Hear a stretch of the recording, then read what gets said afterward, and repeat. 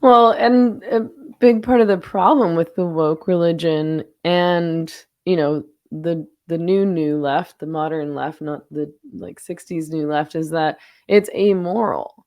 So, I remember for many, many, many years what I did in terms of like my feminist podcasts and commentary and journalism and stuff like that was advocating for the Nordic model, advocating against the legalization of prostitution, talking about the porn industry.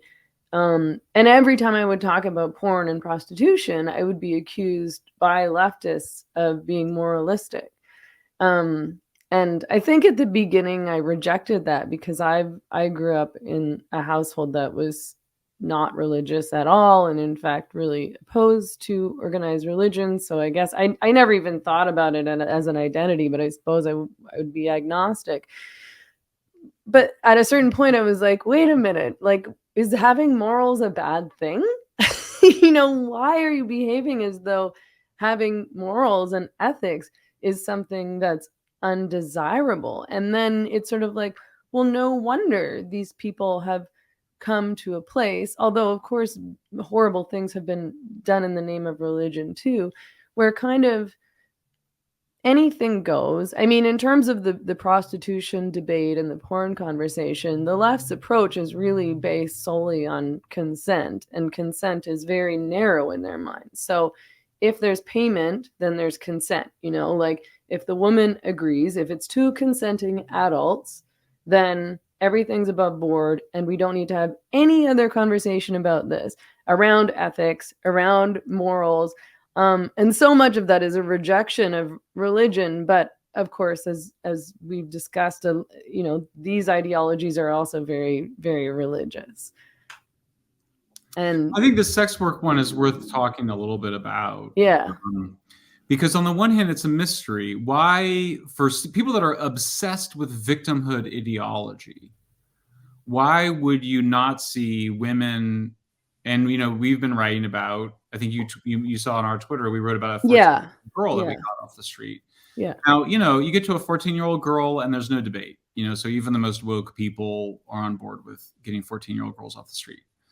But what about an 18-year-old girl who, let's say, was sexually abused by her father or her uncle and got hooked on drugs, and now she's on the street? Why would the woke not want to rescue that person or have the John or the pimp arrested? That seems like a contradiction, because you say you care about victims. Here's this young black female prostitute, you call sex worker. How could you possibly say that she's there on her own free will? And I think that the answer is that rescuing that girl requires the use of law enforcement against the pimps and the Johns. And these guys are against law enforcement. They're just against the police. They have a view of the police that's very similar to how environmentalists view nuclear power. It's just a demonic force. It should be abolished. The criminal justice system is not something that can be reformed. It should be eliminated. And when you get to I've had this conversation, well, what would you do if you don't have the police? Oh, there'd be community, da da da da da, and some, it sounds like a lot of meetings. It's like recalls the hymn talks to wild.